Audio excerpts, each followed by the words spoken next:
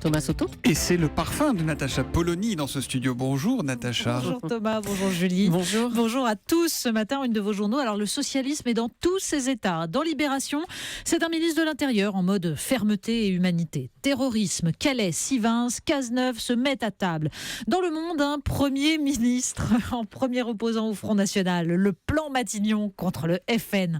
Dans Les Échos, le même sur la réforme de la CSG. Impôts, Valls cède aux pressions de la gauche. Et l'opinion, les socialistes européens sans boussole.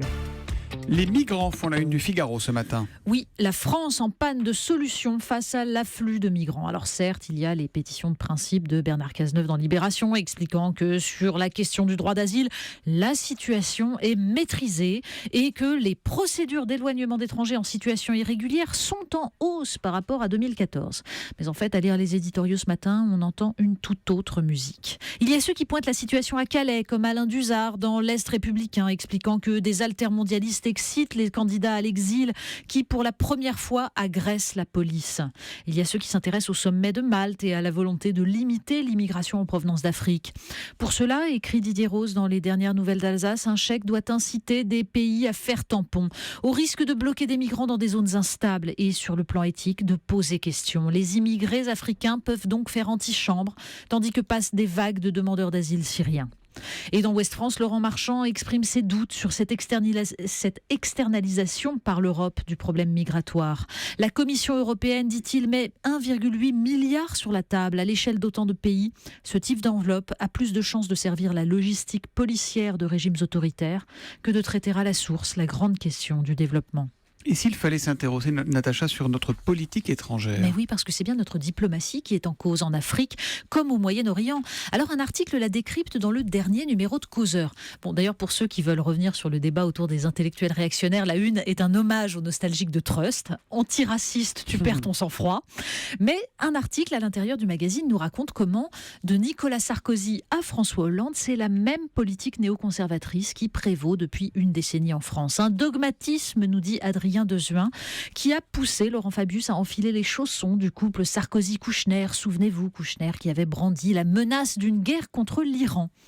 Des positions qui lui ont attiré les faveurs de Benyamin Netanyahou et celles de l'Arabie Saoudite, mais qui ont fini par gêner même les Américains. Bilan des courses, écrit Adrien Dezuin, Hassan Rouhani a accepté que Laurent Fabius se rende à Canossa, en l'occurrence à Téhéran, mais il n'a pas été autorisé à emmener dans ses bagages un seul grand patron français. Oui, on sait depuis que Laurent Fabius se concentre sur la COP21. Vive la COP21. Des accidents du travail dont on devrait sans doute parler un peu plus. Oui, ça c'est un article dans Libération qui alerte sur de récents accidents du travail chez ArcelorMittal. 4 morts en un an. 3 d'entre eux étaient des intérimaires. Parce qu'il y a 3000 intérimaires sur les 6000 employés, par exemple, du site de Fos-sur-Mer, classé Céveso. Des employés ultra précaires, peu formés dans des usines où l'on côtoie en permanence le danger, mais des employés qui acceptent les missions par peur du chômage. On se souvient alors des témoignages de ces ouvriers des aciéries de Lorraine, vous savez, qui racontaient la solidarité dans les hauts fourneaux, nés de l'habitude de côtoyer la mort ensemble. Là, ceux-là n'ont même plus cela aujourd'hui. On passe un petit coup de fil? On appelle l'Élysée? Oui, alors lui, il est tout seul, mais vous pouvez l'appeler et il répondra. Il s'appelle Gérard Duboisset et le Parisien lui consacre une page.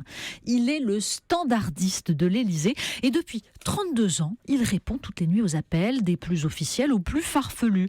Alors il y a ceux qui veulent protester, vous savez, ceux qui se plaignent d'une coupure d'électricité, ceux qui finissent une soirée un peu éméchée, qui veulent souhaiter bonne année au président. Et puis il y a sa hantise, les imitateurs et autres spécialistes des canulars. Du coup, il est très méfiant, Gérard Duboisset, et il vérifie les numéros. Il a en fait les 06 du gratin de la République et des dirigeants étrangers.